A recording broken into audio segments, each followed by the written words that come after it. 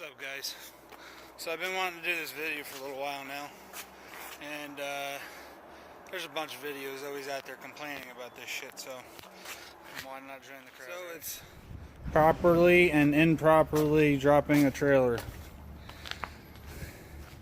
Everybody thinks that it's yard jockey lowering the landing gear and whatnot, but the thing that they're not taking into consideration is how the people are actually dropping it and what they're doing when they drop it. So you can see these legs are extremely weighed down.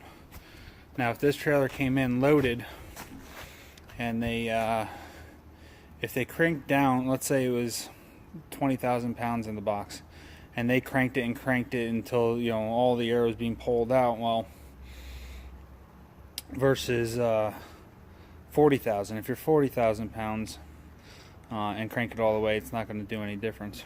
The 20,000 pounds, you only need to put it down to the ground. However, if you're empty, only leaving it 2 inches off the ground will make the difference, whether you got deflatable airbags or not. Leave it 2 inches off the ground.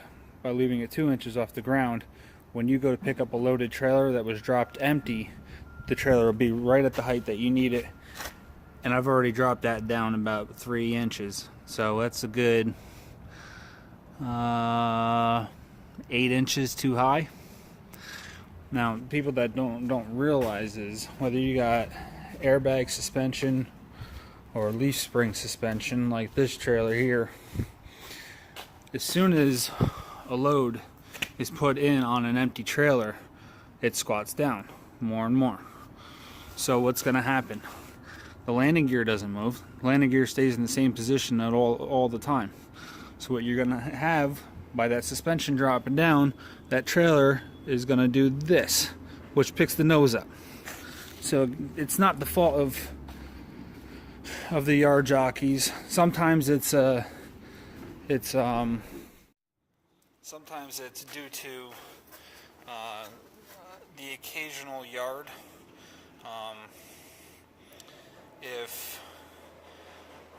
If the trailer was dropped at a different grade level, say the rear was high up in the air where the trailer was dropped, so the landing gear didn't go down very far, and then as far as normal.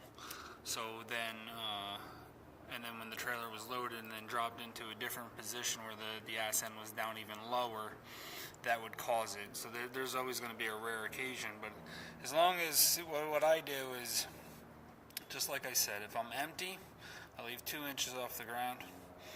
If I'm loaded, 20,000 pounds and under, I put it down to the ground. If I'm over 20,000, generally between 20 and 40,000 pounds, whatever. 30,000 is probably a better center point. So between 30 and 45, and then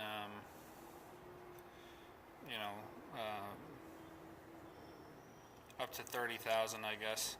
So up to 30,000 pounds, I would drop it right down to the ground so it's touching. And then anything much heavier than 30,000, I'd give it an extra crank, possibly an extra 2 cranks, just till I hear a little air coming out. But that's only when I'm fully loaded.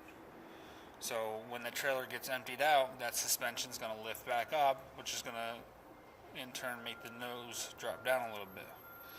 So there's my opinion on dropping the trailers. It works every single time, like I said, except for the rare occasions where the ground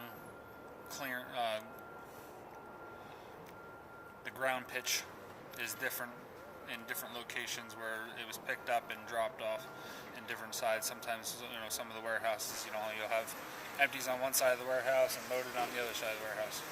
So that's it. Hope you guys enjoyed.